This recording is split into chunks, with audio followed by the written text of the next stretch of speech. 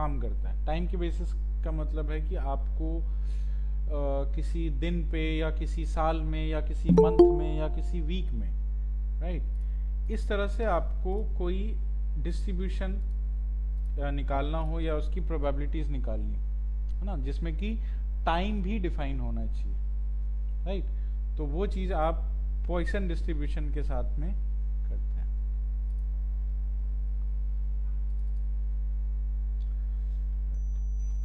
जैसे Poisson distribution में मान लो ऐसा है, मान आपको एक कोई प्रोग्राम दिया गया, उसमें ये बोला गया कि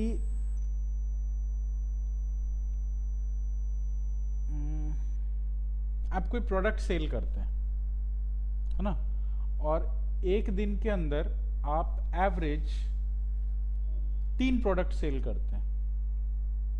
एक दिन के अंदर आप एवरेज 3 प्रोडक्ट सेल करते हैं, तो क्या प्रोबेबिलिटी है कि एक दिन के अंदर आप 5 प्रोडक्ट सेल कर देंगे?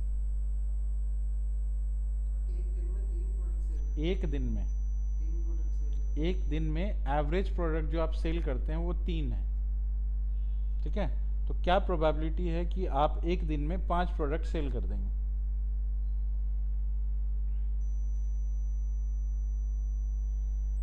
क्वेश्चन समझ आया? क्वेश्चन समझ आया, राइट। तो क्वेश्चन यही है। अब इसमें जब भी पॉइसन डिस्ट्रीब्यूशन यूज होता है तो आपको एवरेज रेट पता होना चाहिए पहले। तो एवरेज रेट, जैसे इसमें एवरेज रेट पता है 3 क्या है हमारी एवरेज रेट, राइट। तो एवरेज रेट अगर पता है मुझे, तो मैं बेसिकली ये डिफाइन कर सकता हूं कि अगर एवरेज रेट ये है तो इसके बेसिस पे हम किसी भी नेक्स्ट वैल्यू का एक प्रोबेबिलिटी जनरेट कर सकते हैं, ठीक है। अब वो जो एवरेज निकाली गई, वो एवरेज आप डे के हिसाब से निकालना तो आप डे के हिसाब से निकालो, अगर आपको मंथ के हिसाब से निकालनी तो आप मंथ के हिसाब से निकालो, राइट। वो आप जैसे निकालना चाहो वैसे आप कर सकते, जैसे कैलकुलेशन करनी है आपको। तो अभी जैसे हम बात कर रहे हैं कि हम लोग डे के हिसाब से, तो जो भी आप वैल्यू एवरेज रेट आप जो निकाल रहे हैं, इसके लिए आप यूज करते हैं पॉइसन में एक पैरामीटर होता है जिसको हम बोलते हैं लैम्डा। लैम्डा क्या होल्ड करता है? लैम्डा हमेशा एवरेज रेट इसमें हम डालते हैं, जो एवरेज रेट अपने पास है ना, वो एवरेज रेट हम लोग लैम्डा के अंदर डालते हैं। तो एवरेज रेट जैसे हमारी क्या है,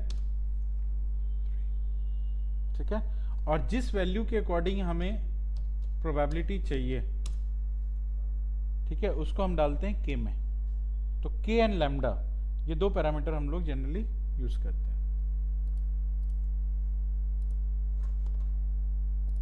ठीक है, अब साइपाई के थ्रू पॉइसन डिस्ट्रीब्यूशन यूज करेंगे। तो फ्रॉम साइपाई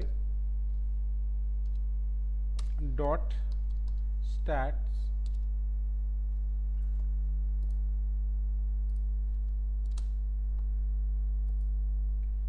इंपोर्ट करना है पॉइसन,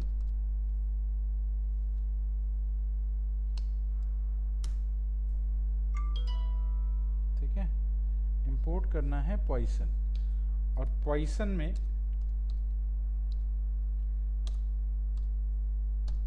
पीएमएफ अप्लाई करना है। पीएमएफ किस लिए होता है? पीएमएफ किस लिए होता है? प्रोबेबिलिटी कैलकुलेट करने के, है ना। तो डिस्क्रीट है तो पीएमएफ यूज होगा, और कॉन्टिन्यूस है तो पीडीएफ यूज होगा। तो ये तो डिस्क्रीट में आता है ना, पॉइसन डिस्क्रीट में आता है, तो पीएमएफ यूज होता है। इसमें आप लैम्डा की वैल्यू पास करेंगे और के की वैल्यू पास करेंगे। तो के की वैल्यू अभी हमारे पास के ही है, के में वैल्यू डाल दी है, कमा लैम्डा की वैल्यू जो है, आप लैम्डा ऐसे ही पास कर,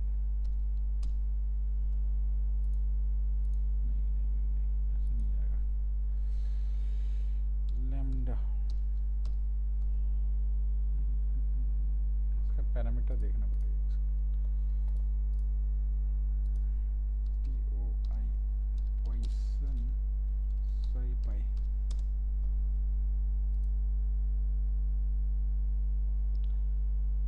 पीएमएफ में जाता है MU, म्यू जाता है, म्यू ही लैम्डा है आपका।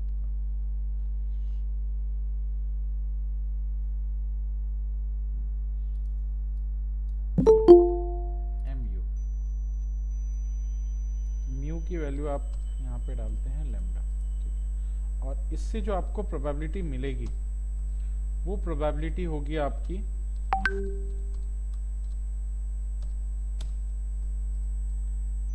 तो 10% जो है ये प्रोबेबिलिटी है, ठीक है। आपकी प्रोबेबिलिटी 10%। एक सेकंड होल्ड करो। हेलो, हाँ जी मैम,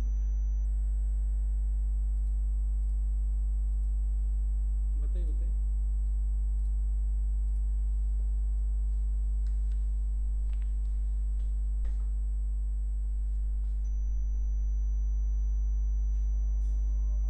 ये है मेरे पास।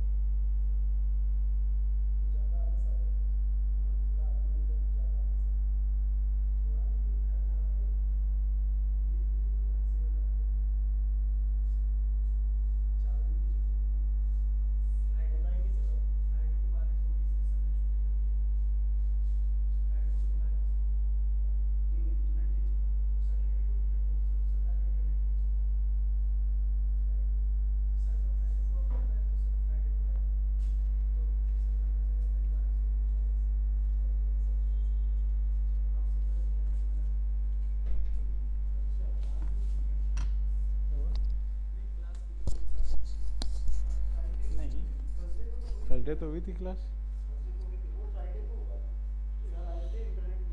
नहीं नहीं, फ्राइडे तो बारिश की वजह से छुट्टी हो गई थी। थर्सडे नहीं हुई थी। नहीं, थर्सडे नहीं, वेडनेसडे नहीं हुई थी, थर्सडे हुई थी क्लास। वेंसडे, ठीक है।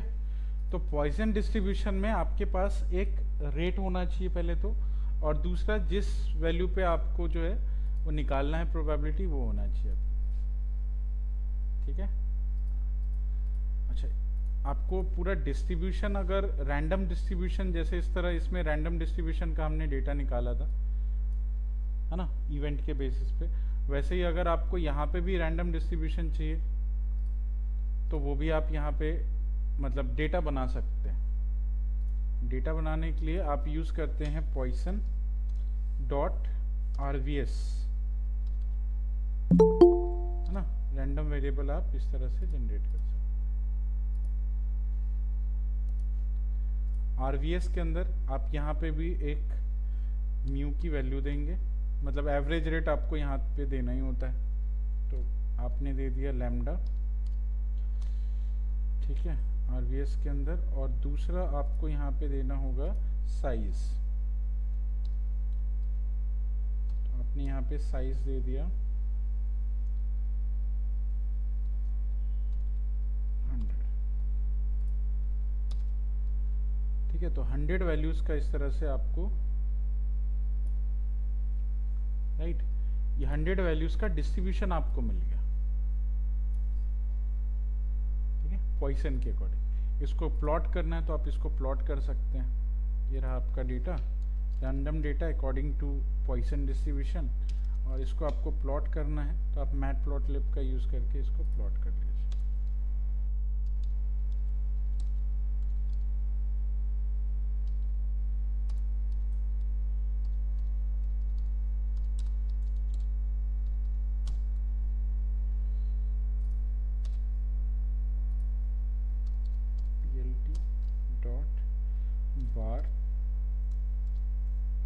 बार में ये रहा आपके वैल्यूज जो डेटा में है, और यहाँ पे जो आपका रहेगा वो रहेगा रेंज 100 वैल्यूज का,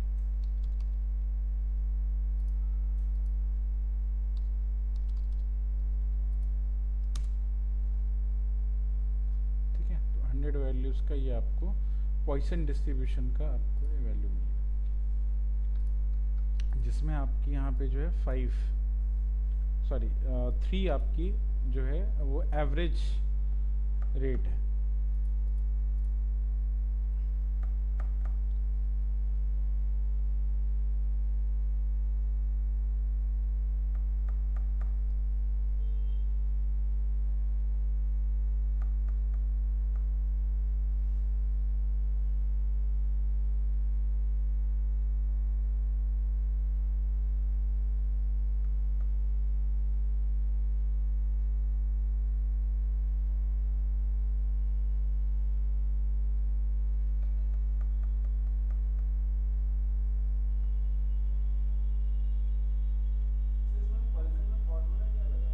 किसमें?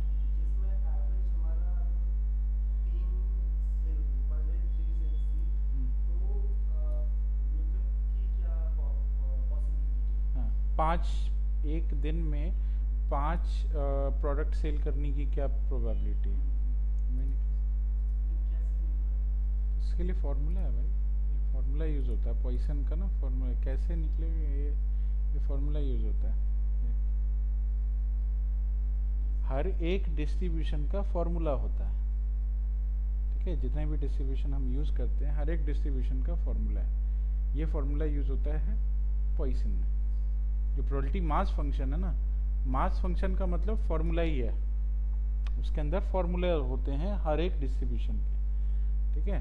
तो इसमें exponential of minus mu, mu का मतलब वही जो आपने वहाँ पे पास किया है लैम्डा में, ठीक है, म्यू टू द पावर के की वैल्यू आपने पास की डिवाइडेड बाय के का फैक्टोरियल।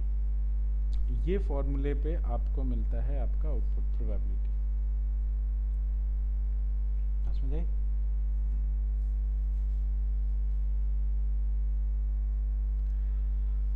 चलो ठीक है। अच्छा, अगर आपको ये पता करना हो कि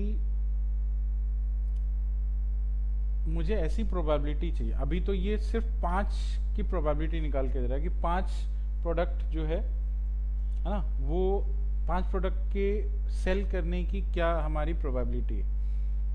अब जैसे मैंने आपको ये बोला कि आपको ये पता करना हो कि आपकी प्रोबेबिलिटी 4 या 4 से कम प्रोडक्ट को सेल करने की आपको निकालनी है, कि हमारे एक दिन में 4 या उससे कम सेल होंगे,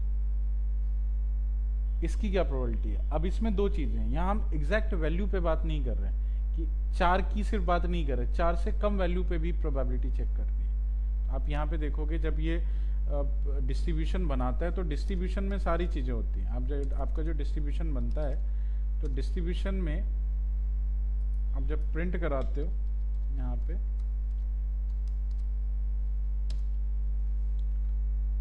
तो डिस्ट्रीब्यूशन में आपका जैसे कहीं पे 5 होगा, कहीं पे 2 होगा, कहीं पे 0 होगा, इसका मतलब है किसी दिन कुछ बिका ही नहीं, किसी दिन 1 प्रोडक्ट बिका, किसी दिन 4 प्रोडक्ट बिका, किसी दिन 2 प्रोडक्ट बिक रहे हैं, है ना, किसी दिन 7 प्रोडक्ट बिक रहे हैं, ठीक है, किसी दिन 1 प्रोडक्ट बिक रहा है। तो इस तरह से आपके अब इसी में से एक्चुअली वो निकालता है, इसी में से चेक करता है कि उसकी क्या प्रोबेबिलिटी है राइट होने की। अब आपसे बोला गया 4 या उससे कम आपकी प्रोडक्ट के सेल होने की जो प्रोबेबिलिटी है वो 4 या उससे कम। तो जब भी आपको लेस प्रोबेबिलिटीज भी निकालनी हो तो उस केस में हम एक फंक्शन यूज करते हैं जिसको हम बोलते हैं CDF, कम्युलेटिव डेंसिटी फंक्शन।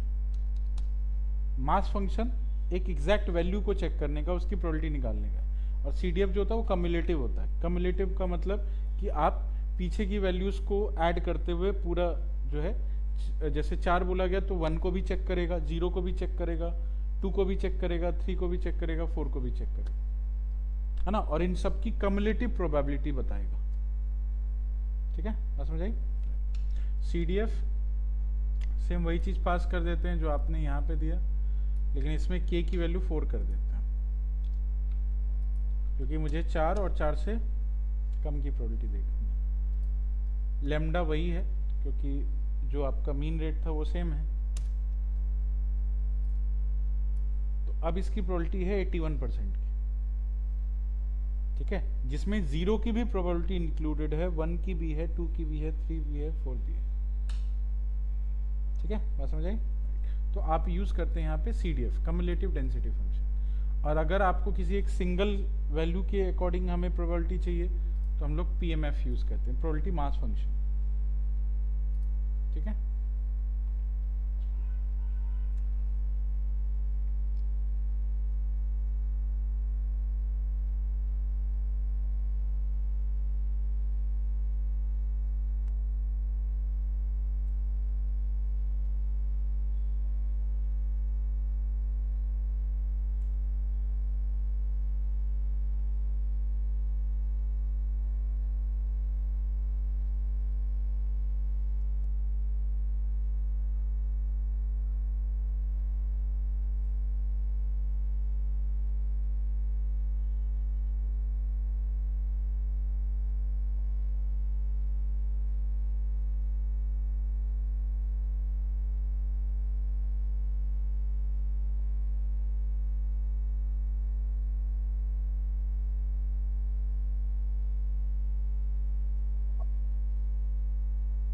लिया?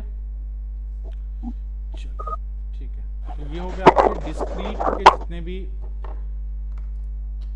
प्रोबेबिलिटीज, डिस्क्रीट वाले जितने भी प्रोबेबिलिटी डिस्ट्रीब्यूशन हैं वो हमने पढ़ लिए। हमने बायनोमियल पढ़ा, मल्टीनोमियल पढ़ा और पॉइसन पढ़ा। अब आते हैं कॉन्टिन्यूअस पे। तो कॉन्टिन्यूअस पे जो प्रोबेबिलिटी होती है उसमें आता है सबसे पहले नॉर्मल डिस्ट्रीब्यूशन। नॉर्मल को हम लोग गॉसियन भी बोलते हैं।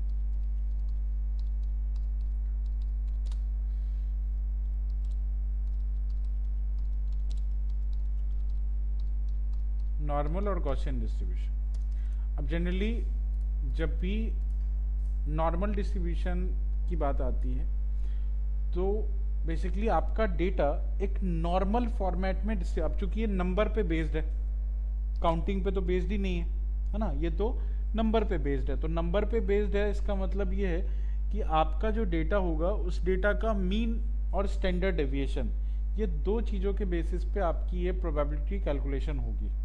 ठीक है, तो नॉर्मल डिस्ट्रीब्यूशन के लिए जो फॉर्मूला है, आप यहाँ फॉर्मूला चेक करेंगे नॉर्मल का,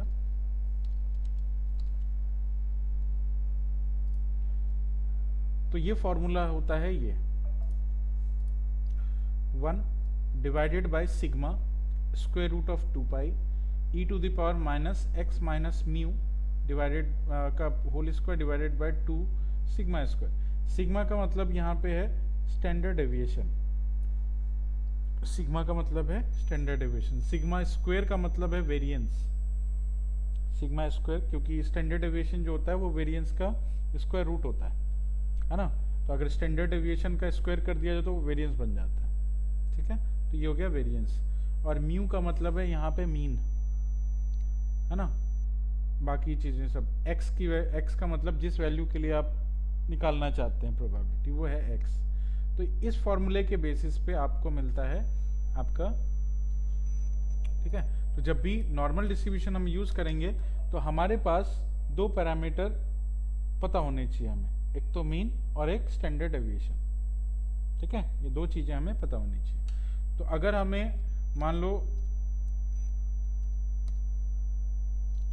इंपोर्ट करें फ्रॉम SciPy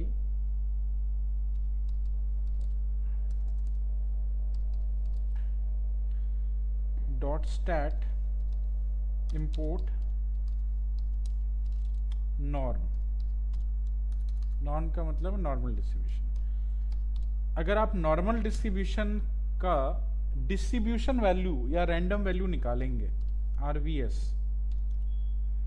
ठीक है, तो इसमें सबसे पहले आपको बताना होगा LOC। LOC का मतलब होता है लोकेशन पैरामीटर, या जिसको हम बोलते हैं ये एवरेज वैल्यू, मीन, है ना। तो मीन वैल्यू आप यहाँ, जैसे मैंने बोला मेरी मीन वैल्यू है 4, ठीक है, राइट। उसके बाद स्केल, स्केल का मतलब आप देते हैं ये स्टैंडर्ड डेविएशन है, तो स्टैंडर्ड डेविएशन है लेट्स से 1, ठीक है। और साइज कितना चाहिए वो साइज आप प्रोवाइड कर दो, साइज में आपने दे दिया लेट्स से मेरे को 100 वैल्यू चाहिए। तो ये नॉर्मल डिस्ट्रीब्यूशन के अकॉर्डिंग ये मुझे डेटा बना करके देगा, रैंडम डेटा, और ये 100 वैल्यूज मुझे मिलेगी। और ये नॉर्मल डिस्ट्रीब्यूशन के बेस पे है ना, ये जो डेटा मुझे दिया गया है ये नॉर्मल डिस्ट्रीब्यूशन के बेस पे। तो जो डेटा हमें मिला है सबसे पहले इसको आप कर लो शॉर्ट, अभी शॉर्टेड नहीं है, अब इसको पहले शॉर्ट कर लो, ठीक है। और शॉर्ट करने के बाद आपको जो डेटा दिया गया है इसको एक बार प्लॉट करके देखते हैं ये कैसा दिखता है। शॉर्ट ऐसा हो गया। अब इसको प्लॉट करने के लिए आप यूज करते हैं प्लॉट, PLT डॉट, अभी प्लॉट करना है। प्लॉट इसलिए करना है क्योंकि अब आपके पास मास वैल्यू नहीं है, सबकी अलग अलग प्रोबेबिलिटी नहीं है, अब ये कॉन्टिन्यूस प्रोबेबिलिटी है। तो कॉन्टिन्यूस प्रोबेबिलिटी को देखने के लिए आप लाइन प्लॉटिंग का यूज करेंगे। एक्स के अंदर हम पास करेंगे डेटा, पहले तो रेंज कितनी है 101, 1 से लेकर के 101, ये हो गई 100 वैल्यूज। और डेटा जो आपको मिल रहा है वो मिल रहा है डेटा से, चेक करें, ये डिस्ट्रीब्यूशन का डेटा है, है ना, मतलब डिस्ट्रीब्यूशन जो है वो एक्सपोनेंशियली ऊपर बढ़ रही है, राइट। तो जो नॉर्मल डिस्ट्रीब्यूशन होता है वो एक्सपोनेंशियल जाता है। आप देखोगे यहाँ पे फॉर्मूला में ई का पावर यूज किया गया है ना, ई का पावर मतलब एक्सपोनेंशियली ग्रो कर रही है आपकी कोई भी चीज, ठीक है। तो वो नॉर्मल डिस्ट्रीब्यूशन में आ रहा है, ये एक्सपोनेंशियली ग्रो कर रही है। अब इसी की अगर आप प्रोबेबिलिटी निकाल के प्लॉट करेंगे सेम डेटा की, जो डेटा हमें मिला है, एक सेकंड होल्ड करना। हेलो, हाँ जी,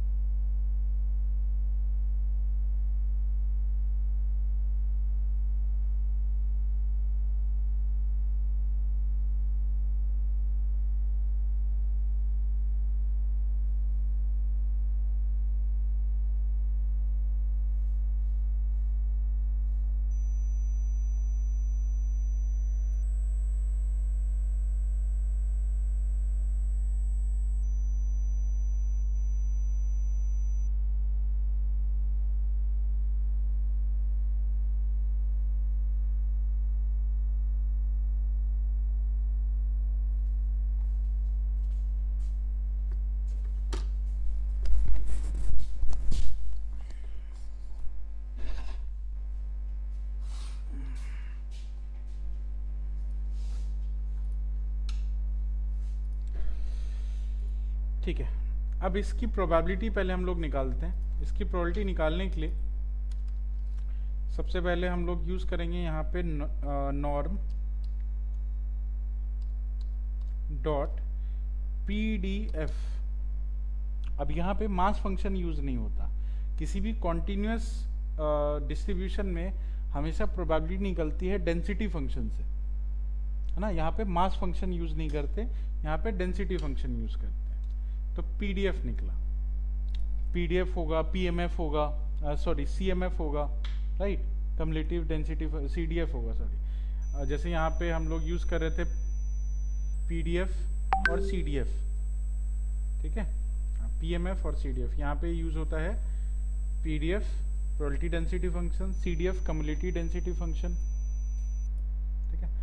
चलो, अब यहाँ पे हमने PDF निकाला और PDF में सबसे पहले पास कर दिया डेटा,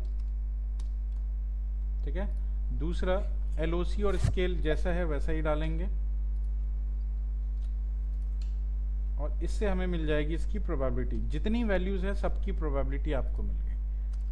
और अगर आपने प्लॉट करा, अब ये प्लॉटिंग हम इसके हिसाब से नहीं, अगर हम डेटा के अकॉर्डिंग उसकी प्रोबेबिलिटी के हिसाब से प्लॉट करते हैं। मैंने प्लॉट किया डेटा और मैंने प्लॉट किया उस डेटा की प्रोबेबिलिटी, ठीक है, रन किया तो ये इस तरह का आपको एक प्रोबेबिलिटी निकाल के देगा, ठीक है। तो नॉर्मल डिस्ट्रीब्यूशन जो होता है, उस नॉर्मल डिस्ट्रीब्यूशन में आपका जब प्रोबेबिलिटी डिस्ट्रीब्यूशन निकलता है, वो प्रोबेबिलिटी डिस्ट्रीब्यूशन हमेशा मीन के अलोंग होती है। कैसा होता है? मीन के अलोंग। तो इसमें आप देखोगे बिल्कुल मिडिल वाला जो होता है, मिडिल में मीन है, 4 आपका बिल्कुल मिड में है और इसकी प्रोबेबिलिटी सबसे हाईयर है, इसकी प्रोबेबिलिटी सबसे हाईयर है। इस जैसे जैसे मीन से आप दूर जाते हैं, राइट, आपका डेटा मीन से जैसे जैसे दूर जाता रहता है वैसे वैसे इसकी प्रोबेबिलिटी कम होती है आने की। तो मीन के आसपास जितना होते हैं उसकी प्रोबेबिलिटी उतनी अच्छी होती है आने की। मैं समझाई? तो बेसिकली नॉर्मल डिस्ट्रीब्यूशन में हमेशा इसलिए मीन बताया जाता है कि आपके डेटा का मीन क्या है, उसी के अकॉर्डिंग आपका डिस्ट्रीब्यूशन डिफाइन होता है, ठीक है। और मीन सबसे ज़्यादा प्रोबेबिलिस्टिक वैल्यू है आपके डेटा के अंदर नॉर्मल डिस्ट्रीब्यूशन में। फाइन, नोट करो इसको।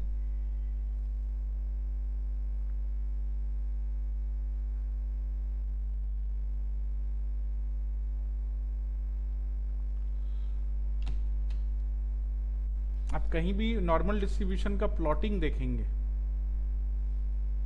इमेज आपको हमेशा इसी तरह की प्लॉटिंग दिखेगी, ठीक है।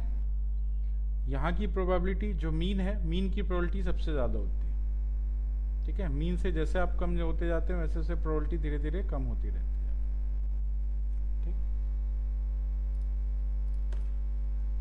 तो ये जो आपको डेटा मिला है, ये डेटा हमने रैंडम वेरिएबल से ही निकाला था, राइट। तो आप जब भी अपने डेटा को रैंडम वेरिएबल के थ्रू क्रिएट करते हैं तो वो तो नॉर्मल डिस्ट्रीब्यूशन के अकॉर्डिंग ही क्रिएट करके दिया है ना, इसीलिए परफेक्ट बेल शेप मिल रहा है आपको। इस शेप को बोला जाता है बेल शेप, ये बेल है, ये परफेक्ट बेल शेप है ना। अब कई बार होता है कि आपके पास अगर डेटा है वो भी डिस्ट्रीब्यूटेड है किसी न किसी डिस्ट्रीब्यूशन में, उसको आप नॉर्मल डिस्ट्रीब्यूशन में ले जाके अगर प्लॉट कर दिया तो परफेक्ट बेल शेप तो नहीं बनेगा, है ना। तो कई बारी बेल शेप में भी प्रॉब्लम आ जाती है। प्रॉब्लम क्या होती है कि कई बारी आपका जो ये होता है मीन है बिल्कुल मिड में नहीं दिखेगा आपको, है ना, बिल्कुल साइड में दिखेगा, या तो डिस्ट्रीब्यूशन इधर ज्यादा होगी या डिस्ट्रीब्यूशन इधर ज्यादा होगी, राइट। अगर क्योंकि ये सबसे आइडल केस होता है, परफेक्ट बेल शेप मिलना सबसे आइडल केस है, राइट। इसमें आपका डेटा जो है वो बिल्कुल नॉर्मली डिस्ट्रीब्यूटेड है, तभी आपका ये बेल शेप आपको मिलेगा। लेकिन अगर परफेक्टली आपका नॉर्मल डिस्ट्रीब्यूशन में आपका डेटा नहीं है तो बेल शेप्ड एग्जैक्टली वैसा तो नहीं दिखेगा जैसा आपको दिख रहा अभी। तो उसमें कई बार ऐसा होगा कि आपका डेटा या तो इधर ज्यादा डिस्ट्रीब्यूटेड होगा या फिर लेफ्ट हैंड साइड पे ज्यादा डिस्ट्रीब्यूटेड होगा, right.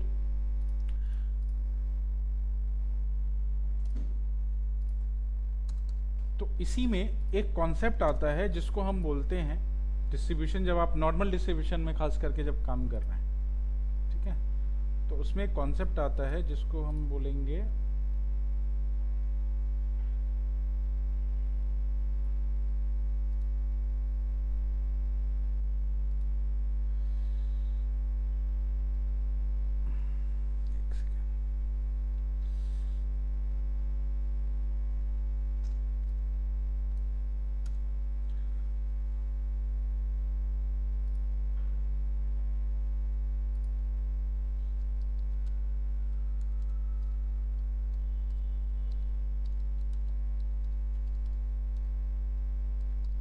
normal distribution left skewed and right skewed, ठीक है। अब इसमें जो आपका कई बारी स्क्यूनेस होती है, स्क्यूनेस का मतलब होता है कि आपका डिस्ट्रीब्यूशन किधर की तरफ ज्यादा है, ठीक है। तो अगर आपका डेटा नॉर्मल ही है लेकिन डिस्ट्रीब्यूशन एक तरफ ज्यादा है एक तरफ कम है ना। कई बारी मैंने आपको एग्जांपल भी दिया है, जैसे मैंने आपको एक बताया था सैलरी वाला डिस्ट्रीब्यूशन, किसी कंपनी के अंदर जो सैलरी डिस्ट्रीब्यूशन है ना, एवरेज वैल्यू जो है वो आप निकाल तो लेते हैं लेकिन वो एवरेज वैल्यू और जो एक्चुअल डिस्ट्रीब्यूशन है उसमें डिफरेंस है ना।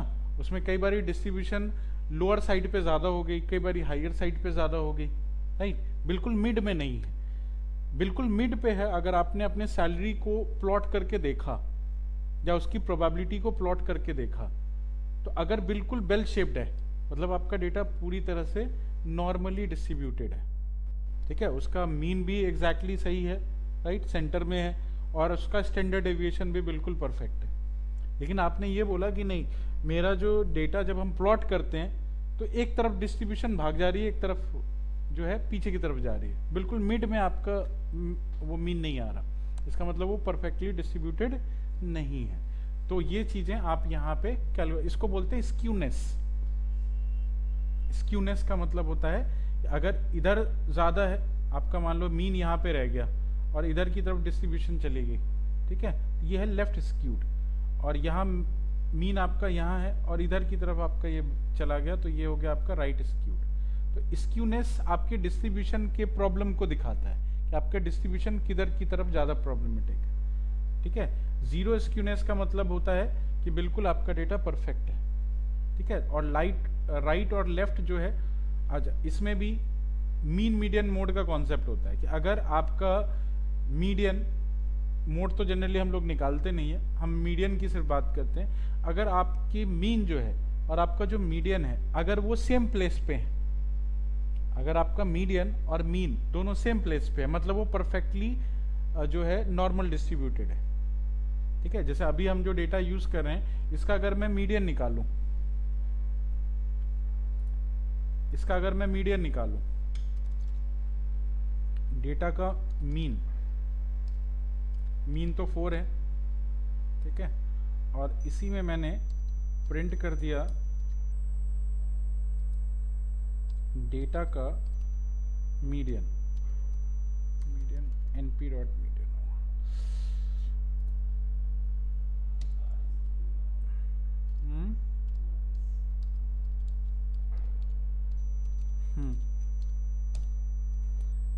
ठीक है, np डॉट मीडियन, और इसमें आप डेटा पास कर दो, तो आपको मीन और मीडियन दिखेगा कहाँ पे,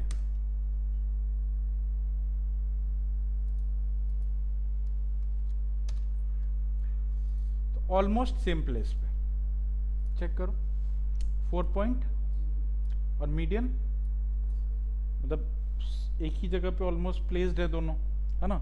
मतलब ये ऑलमोस्ट ये परफेक्ट नॉर्मल डिस्ट्रीब्यूशन है। लेकिन अगर स्क्यूनेस चेंज होती है, मतलब स्क्यूनेस आपका राइट या लेफ्ट की तरफ जाता है, तो मीन मीडियन की प्लेसिंग भी चेंज हो जाती है। और मीन मीडियन की प्लेसिंग क्या होती है, तो जब राइट स्क्यूड होता है ना, ये राइट स्क्यूड है, तो मीन की जो वैल्यू है वो आपके मीडियन से छोटी होती है, सॉरी बड़ी होती है ना। मीन आगे चला जाता है और मीडियन पीछे चला जाता है, तो ये हो गया आपका राइट स्क्यूड।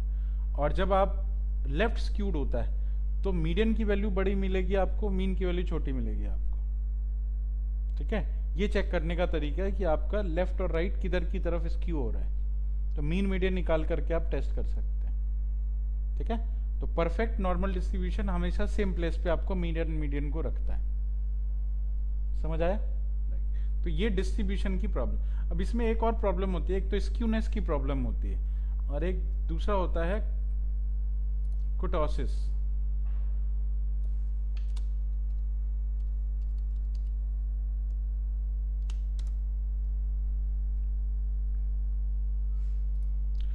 कुटोसिस क्या है? कुटोसिस एक ऐसा डिस्ट्रीब्यूशन है जिसमें कि आपका जो टेल होता है, ठीक है, ये टेल बिल्कुल ज्यादा, जैसे ये है, अब अभी जो हमें डेटा मिला था वो कुछ इस तरह का मिला था, ठीक है। कई बार होता है ये टेल जो होता है वो छोटा हो जाता है, प्रोबेबिलिटी डेंसिटी छोटी हो जाती है। जैसे ये इसकी डेंसिटी काफी हाई है, प्रोबेबिलिटी मीन के प्रोबेबिलिटी के होने की जो है वैल्यू सबसे हाई है। दूसरा, इसमें प्रोबेबिलिटी की डेंसिटी कम हो गई है, डेंसिटी यहाँ 0.5 है, 0.4 है, इसकी प्रोबेबिलिटी डेंसिटी है 0.8, इसकी प्रोबेबिलिटी डेंसिटी है 0.2, है ना। तो ये जो डेंसिटी जब आपकी हाई और लो हो जाती है, इसको बोला जाता है कुटोसिस, ठीक है, विद डिफरेंट कुटोसिस। ये जो आपका दिख रहा है ये है फैट टेल, ये है आपका ये जो दिख रहा है इसको बोला जाता है थिन टेल, इसको बोला जाता है नॉर्मल डिस्ट्रीब्यूशन। जो ब्लू वाला है ये नॉर्मल डिस्ट्रीब्यूशन है। और जो टेल है वो टेल जितनी ज्यादा आपकी ऊपर जाती है, अब टेल ऊपर जाने से होता क्या है कि आपकी मीन का डिस्ट्रीब्यूशन तो ठीक है, लेकिन इधर का डिस्ट्रीब्यूशन 0 हो जाएगा, है ना। अगर आपका नॉर्मली डिस्ट्रीब्यूटेड होता है तो मोस्टली जो आपके जितने डेटा होते हैं उसके कुछ ना कुछ आपके प्रोबेबिलिटी डिस्ट्रीब्यूशन प्रोबेबिलिटी वैल्यू आएगी, ठीक है। लेकिन जब आपका बिल्कुल फैट टेल हो जाता है, ये थिन टेल हो जाता है, तो थिन टेल में क्या होता है कि हर एक डेटा की आपको कोई ना कोई छोटी छोटी डिस्ट्रीब्यूशन वैल्यू मिलेगी, ठीक है। अब यहाँ देखो इस सबसे कम है, इसका जो मीन है, मीन का डिस्ट्रीब्यूशन जो है प्रोबेबिलिटी वो सबसे कम, सबसे यहाँ पे जो है ज़्यादा है, लेकिन हर एक डेटा उसी तरीके से डिस्ट्रीब्यूटेड है, फ्लैट डिस्ट्रीब्यूशन नहीं है इसका, ठीक है। इसका पूरा फ्लैट डिस्ट्रीब्यूशन है, ये जो है ये पूरा फ्लैट डिस्ट्रीब्यूशन है भाई, मीन के आसपास रहेगा, ठीक है। मीन से जैसे थोड़ा दूर गया वैसे आपकी जो प्रोबेबिलिटी 0 हो जाएगी, बिल्कुल एग्जैक्टली, ठीक है। तो इसको बोला जाता है कुटोसिस। ये जो कॉन्सेप्ट होता है इसको कुटोसिस बोलते हैं। सर ये कह सकते हैं क्या इसमें कि फैट टेल है तो आउटलायर्स नहीं है मतलब किसमें? फैट टेल में जैसे आप दिखा रहे हो जो क्योंकि वो मीन के नहीं नहीं, आसपास है। फैट टेल में आउटलायर होते हैं, नॉर्मल डिस्ट्रीब्यूशन में आउटलायर नहीं होता। फैट टेल में और इसमें दोनों में आउटलायर होते हैं। आउटलायर इसलिए होते हैं क्योंकि यहाँ की वैल्यू तो किसी काम की नहीं रही ना, उसकी प्रोबेबिलिटी नहीं है, यहाँ की वैल्यू किसी काम की नहीं रही। अगर आपका डिस्ट्रीब्यूशन ऐसा रहा तो आपका जो मीन का बहुत कम पोर्शन ही एक्स का ऐसा कम पोर्शन होगा जिसकी आपको प्रोबेबिलिटी मिलेगी। लोअर वैल्यूज तो सारे आउटलायर्स में ही चले जाएंगे ना, जितने लोअर वैल्यूज हैं वो हमें सब ज्यादा सर एग्जैक्ट नहीं नहीं, मिलेगा ना फिर। आउटलायर का मतलब ये नहीं होता कि हमेशा हाईएस्ट वैल्यू ही आउटलायर होती है, लोएस्ट वैल्यू भी आउटलायर में आता है। आप समझे? हमेशा हाईएस्ट वैल्यू ही आउटलायर में नहीं होती कि बड़ी वैल्यू है तो आउटलायर हो गया उसका, नहीं, आप छोटी वैल्यू में भी आउटलायर होता है, तो इसमें भी आउटलायर हो जैसे सकते हैं। मीन के बराबर अगर पास में कोई वैल्यू है तो वो नियर टू करेक्ट वैल्यू कह सकते नियर हैं ना टू उसको। प्रोबेबिलिटी, हायर प्रोबेबिलिटी पे होगा, लेकिन एक्स की वैल्यू जैसे छोटी हो जाएगी, बहुत छोटी या बहुत बड़ी, तो उसकी हम्म, प्रोबेबिलिटी जीरो हो जाएगी। जबकि आप देखो इस केस में अगर हम देखें, ये वाला जो ब्लू वाला, ये ऑरेंज वाला जो केस है, इस ऑरेंज केस में आप देखोगे कि आपकी जीरो यहां तक नहीं हो रही, प्रोबेबिलिटी आपकी बिल्कुल फ्लैट टाइप से आपको दिख रही होगी, जिसमें मीन का भी प्रोबेबिलिटी बहुत ज़्यादा नहीं है और बाकी सारी वैल्यूज़ की भी प्रोबेबिलिटी बहुत ज़्यादा नहीं है, लेकिन प्रोबेबिलिटी आपको यहाँ तक मिल रही है सबकी, यहाँ तक -4 तक, और यहाँ पे -2 के बाद ही प्रोबेबिलिटी खत्म हो जा रही है, समझे? यहाँ -3 तक प्रोबेबिलिटी खत्म हो रही है। तो ये रेंज बढ़ाता है, बेसिकली प्रोबेबिलिटी कितनी आपको मिलनी चाहिए उसकी रेंज है। तो ये आपके कुटोसिस पे डिपेंड करता है कि कितने रेंज की प्रोबेबिलिटी आपको मिलेगी, कितने की नहीं मिलेगी। तो जितनी हायर कुटोसिस होगी, जितनी कुटोसिस की वैल्यू आपकी हायर होगी, उतनी ज़्यादा आपकी जो है रेंज छोटी मिलेगी, है ना? ये हायर कुटोसिस पे है, मतलब इसकी रेंज बहुत छोटी है, राइट? प्रोबेबिलिटी की रेंज बहुत छोटी है, इसकी रेंज सबसे बड़ी है, ये जो आपकी ये ब्लू ऑरेंज वाली है, इसकी रेंज सबसे बड़ी है क्योंकि इसकी कुटोसिस सबसे छोटी है। ठीक है, आप समझे? हाँ, तो ये बेसिकली आपके इसी चीज को, रेंज को बताता है बेसिकली।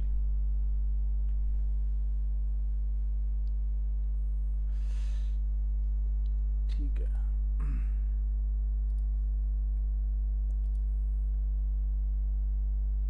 कुटोसिस वगैरह निकालने का फंक्शन भी होता है वैसे तो इसमें,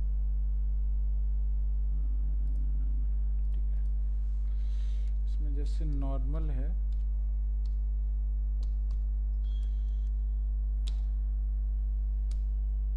कुटोसिस में तो नहीं है, डेटा डॉट कुटोसिस अलग से आएगा, फंक्शन आता होगा,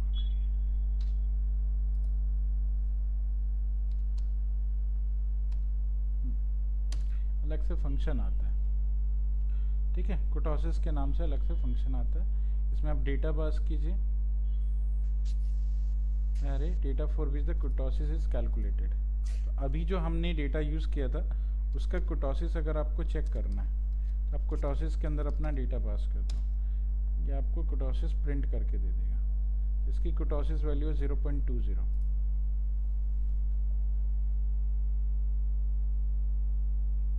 ठीक है।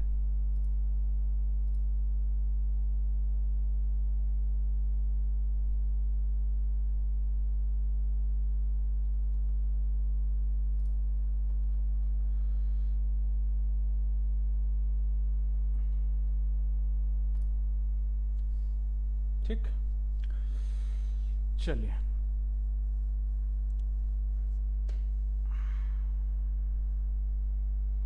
नेक्स्ट आते हैं हम लोग। नॉर्मल समझ आया? नॉर्मल डिस्ट्रीब्यूशन ये साइज में सर आप जो ये एक्स्ट्रा एक कॉमा दे रहे हैं, ये कहाँ दे रहे हैं? कहाँ पे? Size line size size tuple में देते हैं हमेशा, एक एक्स्ट्रा कॉमा क्यों दे रहे हैं? टपल है इसीलिए। टपल में सिंगल वैल्यू आप ऐसे नहीं रख सकते, ये टपल नहीं होता है। टपल जब भी बनाएंगे और टपल के अंदर सिंगल वैल्यू रखनी हो तो डेटा के साथ में कमा लगाना ज़रूरी होता है। इसका मतलब कि सिर्फ आप 100 दे रहे हो, इसका मतलब इट्स एन इंटीजर, आप ब्रैकेट लगाने के बाद भी ये इंटीजर है। वो इसीलिए क्योंकि आपने ब्रैकेट के तो कई यूजेस होते हैं ना, ब्रैकेट तो मैथ्स के लिए भी लगता है, मैथमेटिकल कैलकुलेशन के लिए। अब यही ब्रैकेट आपने 100 के साथ लगा दिया तो ये 100 वैल्यू हुई या टपल हो गया?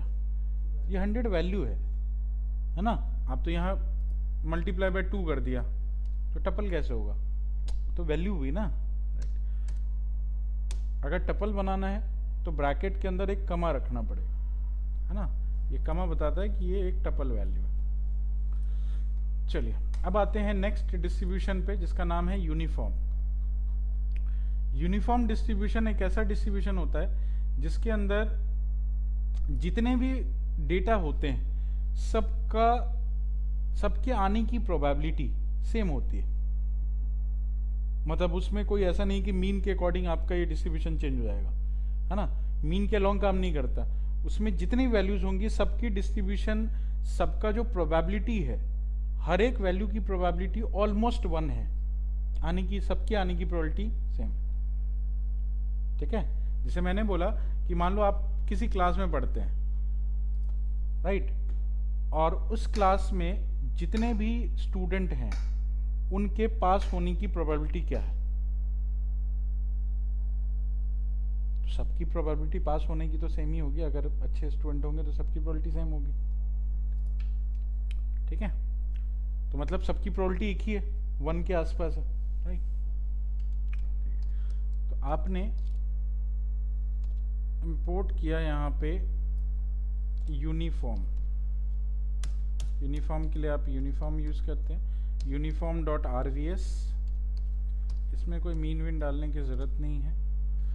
इसमें हाँ मीन तो लगता है वैसे, लोकेशन पैरामीटर तो यहाँ भी लगता है, लेकिन जिसकी डिफ़ॉल्ट वैल्यू 0 होती है वैसे। स्केल भी लगता है इसमें। ठीक है, कुछ मत डालो, बस साइज डाल दो। साइज डाल देते हैं, देखते हैं। सिर्फ साइज़ की वैल्यू अगर आप पास करते हैं तो 100 वैल्यू का एक uniform distribution random variable create कर दिया। ये रैंडम वेरिएबल हो गया। और वी को चेक किया तो ये है आपके 100 वैल्यू की रैंडम वेरिएबल। ठीक है। और इसका अगर आप प्रोबेबिलिटी निकालते हैं, मतलब पीडीएफ डेंसिटी फंक्शन, और ये रैंडम वेरिएबल पास कर दिया, बाकी एलओसी वगैरह सेम रखते हैं। ये हो गया प्रोबेबिलिटी वैल्यू, और इसी प्रोबेबिलिटी को पीएलटी के साथ में दिखाते हैं। पीएलटी डॉट प्लॉट आपकी आरवी हो गई वैल्यू और पी हो गया प्रोबेबिलिटी। चेक करके देखेंगे सबकी प्रोबेबिलिटी क्या है? यूनिफॉर्म। हर एक डेटा की आने की प्रोबेबिलिटी सेम है। तो एक ऐसा डिस्ट्रीब्यूशन जिसमें हर वैल्यू के आने की प्रोबेबिलिटी सेम होती है उसको हम बोलते हैं यूनिफॉर्म डिस्ट्रीब्यूशन। ठीक है, बात समझ आई?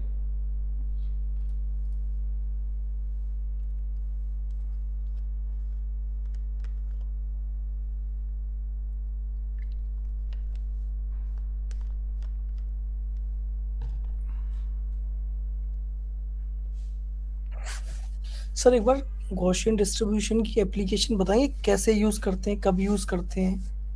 तो क्या चाहिए? ये नॉर्मल डिस्ट्रीब्यूशन जो आपने अभी बताया था, इसका थोड़ा एप्लीकेशन बताएंगे सर? एप्लीकेशन मतलब? एप्लीकेशन मतलब कि कब यूज करना होता है हमें? हमें डिस्ट्रीब्यूशन बस देखना होता है अपने डेटा को। ये तो रैंडम वेरिएबल चल रहा ना, अभी तो रैंडम वेरिएबल बना के हम उसका तरीका देख रहे हैं कि वो कैसे दिखता है। अब जो भी डेटा होगा आपके पास, उस डेटा को आप यहाँ पे पास करके दे देंगे।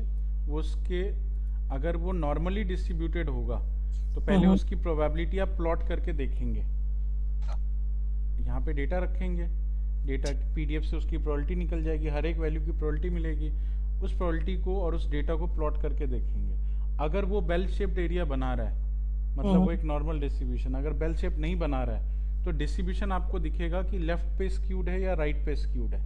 ठीक है ना, वो आप दिख जाएगा। कुटोसिस निकालना है तो कुटोसिस निकाल सकते हैं। तो हर एक डेटा को आप बेसिकली उसका डिस्ट्रीब्यूशन चेक कर, ये डिस्ट्रीब्यूशन चेक करने का तरीका है। ये जो मैं अभी बता रहा हूँ, हर एक चीज एक प्रोबेबिलिटी के डिस्ट्रीब्यूशन को देखने का तरीका है। आप अपना डेटा पास कीजिए, देखिए कि वो किस डिस्ट्रीब्यूशन में लाई करता है। ठीक ठीक है। है। अब यहाँ तो डिस्ट्रीब्यूशन कैसा है ये तो समझ आ रहा है ना आपको, कि अगर परफेक्टली होगा तो इस तरह का शेप बनाएगा। अब इसके हम्म, इसीलिए आपको आरवीएस दिया गया है, रैंडम वेरिएबल जो बनाने के लिए दिया गया है वो इसीलिए है कि उस पर्टिकुलर टाइप का रैंडम वेरिएबल आपको मिल जाता है, जिसमें कि आपके डेटा आपके डिस्ट्रीब्यूशन के हिसाब से डिफाइंड रहते हैं। रैंडम वेरिएबल का मतलब डेटा आपको रैंडमली दिया जाता है उस फंक्शन के थ्रू। तो रैंडमली ये डेटा सर मैं दिया गया तो उसी डिस्ट्रीब्यूशन में होगा जैसा डिस्ट्रीब्यूशन आपको चाहिए। तो नॉर्मल जैसे डिस्ट्रीब्यूशन आपने के इसका हिसाब से, डेटा पहले सुन डेटा लो बात, हम्म, जिस हाँ, डिस्ट्रीब्यूशन का मुझे डेटा चाहिए उसी डिस्ट्रीब्यूशन के हिसाब से रैंडम वेरिएबल हम बना लेते हैं। तो मैंने मुझे नॉर्मल का चाहिए तो मैंने नॉर्मल के हिसाब से आरवीएस बनाया, तो उसने जो डेटा बना के दिया वो नॉर्मली डिस्ट्रीब्यूटेड था। जब यूनिफॉर्म के हिसाब से बनाया तो यूनिफॉर्मली डिस्ट्रीब्यूटेड डेटा दिया हमें। डेटा तो देना आरवीएस का काम है, ठीक है। वो हम रैंडमली बना करके अपना डिस्ट्रीब्यूशन देख सकते हैं कि हमारा यूनिफॉर्म या हमारा नॉर्मल डिस्ट्रीब्यूशन कैसा दिखेगा। बट हमें अपने डेटा पे अगर देखना हो तो मेरे पास डेटा होना चाहिए और उस डेटा को हम पीडीएफ में जा करके पुट कर देंगे बस। वो सब हर एक वैल्यू की प्रोबेबिलिटी चेक करके आपका प्लॉटिंग दिखा देगा कि आपके डेटा का क्या किस तरह का डिस्ट्रीब्यूशन है। आप यूनिफॉर्म में देखना चाहते हैं यूनिफॉर्म में देख लो, है ना। यहाँ आप अपना डेटा पास करो, हम्म, आपकी उस डेटा की जो मीन वैल्यू होगी, जो आपका उसका स्टैंडर्ड एविएशन होगा वो पास कर दो, तो हम निकाल सकते हैं। ठीक है। अच्छा जैसे सर आपने ये अभी प्लॉट किया था इसका डेटा नॉर्मल डिस्ट्रीब्यूशन का, तो वो ऐसा था, मतलब वो जो इंक्रीज हो रहा था एक्स की वैल्यू के साथ साथ वाई की वैल्यू भी इंक्रीज हो रही थी, एक्सपोनेंशियल जो आप कह रहे थे, तो उसका डिस्ट्रीब्यूशन बेल कर्व था, राइट? नहीं नहीं, प्रोबेबिलिटी का डिस्ट्रीब्यूशन बेल कर्व्ड है। हाँ हाँ, राइट राइट, मैं वही कह रहा हूँ हाँ। कि जब एफ ऑफ एक्स का डिस्ट्रीब्यूशन बेल कर्व था, हम्म। बट एक्स जो डिस्ट्रीब्यूशन था वो ई का पावर जा रहा था पॉजिटिव में। वो तो डेटा हो गया ना, वो तो डेटा था खाली। वो हाँ हाँ, डेटा था, वो डिस्ट्रीब्यूशन नहीं था, वो डेटा था। वो नॉर्मली एक नॉर्मली डिस्ट्रीब्यूशन में लिया गया डेटा था, करेक्ट करेक्ट, है ना। मैं वही कह रहा हूँ जब सर। उसका प्रोबेबिलिटी निकालेंगे तो वो बेल शेप में बनेगा। ये डेंसिटी है सारी, ये प्रोबेबिलिटी की डेंसिटी वैल्यू है ना। जो राइट प्रोबेबिलिटी राइट, वैल्यू है वो ये है। ठीक है, क्लियर है। मेरा भी क्वेश्चन था सर इस पे कि अगर वो उस डेटा पर हमें बेल कर्व मिल रहा था, बट राइट स्क्यूड और लेफ्ट स्क्यूड के लिए उस डेटा में क्या डिफरेंस आता है सर, कि वो राइट स्क्यू हो जाता है या फिर लेफ्ट स्क्यू हो जाता है? डिस्ट्रीब्यूशन चेंज हो जाती है, डिस्ट्रीब्यूशन मीन के लॉन्ग नहीं रहती है। अगर आपका मीडियन और मीन जो है वो अलग अलग जगह पे चला जाता है हम्म, तो वो स्क्यूनेस आ जाती है उसमें, है ना। स्क्यूनेस तब आती है जब मीन और मीडियन परफेक्टली एक जगह अलाइन नहीं होते। आपके डेटा के अंदर मीन अलग जा रहा है, मीडियन अलग जा रहा है, राइट। राइट, तो मतलब आपका डिस्ट्रीब्यूशन गड़बड़ हो गया ना। मीडियन वैल्यू हो गया मतलब मिडिल वैल्यू जो है वो कहीं और लाई करती है और उसका मीन कहीं और लाई कर रहा है, तो डिस्ट्रीब्यूशन खराब हो गया, तो वो स्क्यूनेस दिखने लगती है उसमें। तो इसका पर्पस क्या होता है, एक बार वो बताएंगे सर? प्रैक्टिकल लाइफ में अगर हम चेक कर रहे हैं ऐसे डेटा को, हम हम्म। राइट स्क्यू कह रहे हैं किसी डेटा को, तो हम क्या पर्पस रहता होगा बिहाइंड द सीन जब हम चेक कर रहे होते हैं? ये क्यों है कि मीडियन अगर बड़ा है मीन से तो पहले राइट वाली स्क्यू है? क्लासेस ली हैं आपने? हाँ जी सर। पहले वाली क्लासेस ली हैं? हाँ जी सर, लिए। एक मैंने सैलरी वाला आपको एग्जांपल दिया था, हाँ, दिया था। क्या था?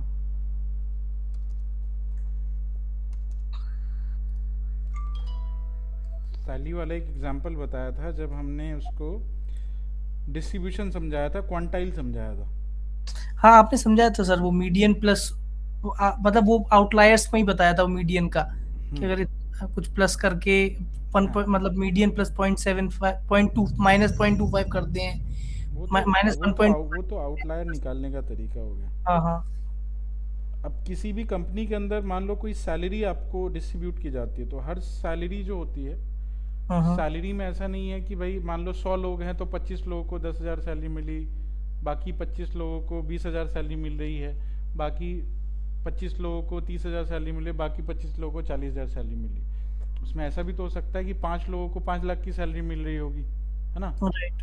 50 लोगों को 20,000 की सैलरी मिल रही होगी, 10 लोगों को 80,000 की सैलरी मिल रही होगी। कोई ना कोई डिस्ट्रीब्यूशन चेंजेस हैं उसमें। अब वो हाँ डिस्ट्रीब्यूशन चेंजेस अगर हमें देखने हो, है ना, और हमें ये पता करना हो कि मैं जहाँ पे लाई करता हूँ मेरे हिसाब से मेरे को 50,000 सैलरी लेने की क्या प्रोबेबिलिटी होगी इस कंपनी के अंदर, कैसे पता करेंगे?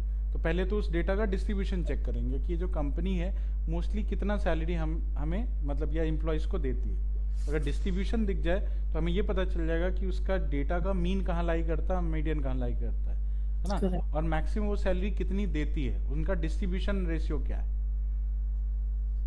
ठीक है? तो उससे प्रोबेबिलिटी ये मिल जाएगी कि वो ज़्यादातर जो सैलरी देती है उसमें किस सैलरी का रेंज आने की प्रोबेबिलिटी क्या है। ठीक है सर, ठीक ठीक है। है, तो आप पूरी डिस्ट्रीब्यूशन निकाल सकते हैं उसमें से। फाइन, हाँ, समझ आया? ठीक है।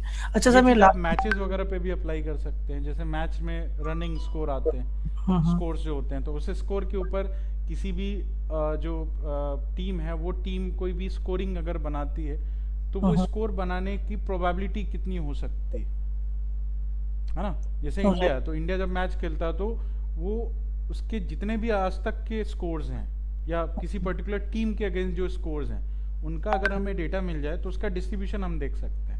और राइट। डिस्ट्रीब्यूशन देखेंगे तो हमें ये पता चलेगा कि कितने रन बनाने की प्रोबेबिलिटी सबसे ज़्यादा होती है इंडियन टीम में। राइट। इस तरह की बहुत सारी चीज़ें आप इसमें अप्लाई कर सकते हैं। हाँ सर, मेरे लास्ट क्वेश्चन है, जैसे हम जब बेल कर्व देख रहे थे, तो जब नॉर्मल डिस्ट्रीब्यूशन 3 कर्व थे, राइट, उसमें जो आप दिखा रहे थे अभी, तो जो मेन था, एक जो एक मतलब एक सबसे ऊपर जिसकी वो टेल जा रही थी, राइट, थिन टेल, और वो बता रहे थे आप 3, तो जो मीन के जब सबसे पास रहेगा वो सबसे एग्जैक्ट आंसर दे रहा होगा मैं, राइट? तो मैं तभी कह रहा था कि वो जब जिसकी सबसे पतली टेल है, राइट, थिन टेल है, वो सबसे एक्यूरेट होगा। बट यू वर सेइंग कि वो जो नॉर्मल डिस्ट्रीब्यूशन है वो ज्यादा एक्यूरेट होता है। आउटलायर्स ज्यादा नहीं हो जाएंगे सर उसमें? देखिए, कुटोसिस इज स्टैटिस्टिकल मेजर, ये कुटोसिस की बात करो ना? हाँ हाँ, राइट, अभी द 3 आ रहे थे सर प्रेजेंस ऑफ इसमें, right? Outliers and how heavily tail differ from the normal distribution. Heavy tail जैसे यहाँ पे आपके दिख रहे थे, मैं दिखाता हूँ।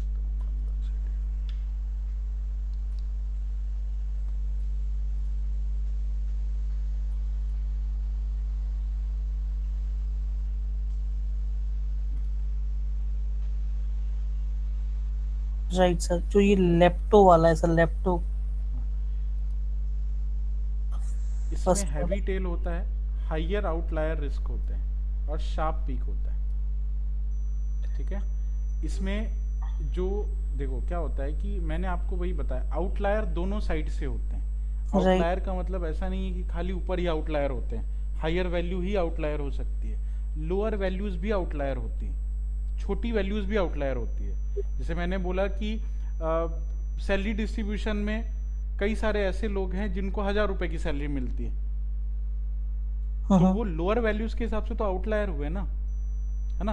और कई लोगों को 5 लाख की सैलरी मिल रही है और मैक्सिमम लोगों को 10,000 की सैलरी मिल रही है, तो 1,000 रुपए वाले जो हैं वो तो आउटलायर में काउंट होंगे, 5 लाख वाले भी आउटलायर में काउंट होंगे, 10,000 वाले नॉर्मली डिस्ट्रीब्यूशन में काउंट होंगे। आप समझे? तो ये जो डिस्ट्रीब्यूशन अगर आपका है, जो सबसे फ्लैट वाला है, वो थिन टेल होता है, फ्यूअर आउटलायर्स होते हैं, फ्लैट यूज होता है। और जो नॉर्मली डिस्ट्रीब्यूशन है वो ये है, ये नॉर्मल डिस्ट्रीब्यूशन है, ठीक है? और हैवी फ्लैट, टेल, हाँ जी, अगर पीक सर ज्यादा शार्प होगी तो वो मीन के ज्यादा पास होगा। हाँ बिल्कुल। तो मीन मीन हमें ये बताता है कि हमारा डेटा किस तरफ इंक्लाइंड है, हाँ राइट? हाँ। अगर सैलरी एक से आप कह रहे हो 10,000 से लेके 1 लाख के बीच में है, हम्म, अगर मेरा मीन 70,000 आ रहा है, तो मेरा जो नंबर ऑफ एम्प्लॉइज जिनकी सैलरी मोर देन 50,000 होगी वो ज्यादा होंगे, हाँ जी, राइट? हाँ। तो कहीं ना कहीं सर वो शार्प पीक होनी चाहिए ना फिर उसकी। तो शार्प पीक मतलब लेस आउटलायर्स, मेरी तो ये अंडरस्टैंडिंग है सर इसको। शार्प पीक मतलब ये वाला सबसे ऊपर वाला? हाँ जी, नहीं, राइट, क्योंकि ये उसमें मीन। आउटलायर का रिस्क ज़्यादा होता है, आउटलायर इसी में सबसे ज़्यादा होता है। आपका जो ये वाला सबसे ऊपर वाला है ना, ये इसमें आउटलायर सबसे ज़्यादा होते हैं, सबसे कम आउटलायर इसमें दिखेंगे आपको। ये जो सबसे ये है, ये सबसे कम आउटलायर वाला है। सबसे ऊपर वाला सर ये नहीं बता रहा है कि नहीं नहीं नहीं नहीं प्रोबेबिलिटी नहीं जो नहीं है नहीं, तो आपकी मीन वैल्यू वाले का, भी। तो वही तो मैं बोल रहा हूँ, वैल्यू का रेंज भी तो कम हो गया ना आपका, वही तो मैं आपको समझा रहा था। जब ये पीक हो गया इसका मतलब वैल्यू के रेंज कम हो गए, छोटे हो गए वैल्यू रेंज। तो इधर वाले सारे वैल्यू और सबसे लास्ट वाले, मतलब देखो एक्स में क्या होता है,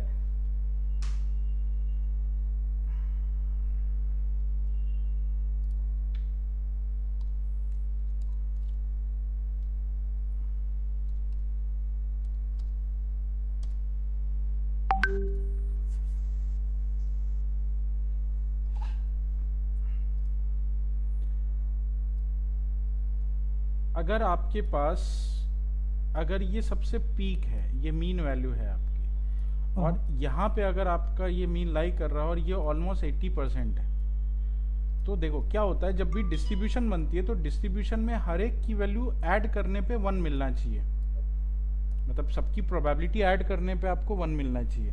अगर 80% की जो प्रोबेबिलिटी है यही लेके चला गया, 80% की प्रोबेबिलिटी यही लेके चला गया, तो इनकी प्रोबेबिलिटी धीरे धीरे बहुत डाउन होती रहेगी, है ना। और अगर ऑलमोस्ट आप नीचे आ गए, मतलब यहाँ के बाद की जो प्रोबेबिलिटी है वो तो जीरो में काउंट की जाएगी ना, इसके बाद तो कोई प्रोबेबिलिटी नहीं बचेगी। मतलब लोअर वैल्यू आप पे जैसे पहुंचे वहां की प्रोबेबिलिटी वो आउटलायर में काउंट कर देगा कि ये सारे आउटलायर हैं हमारे लिए, क्योंकि इसकी प्रोबेबिलिटी है ही नहीं, प्रोबेबिलिटी तो सारा ये लेके चला गया।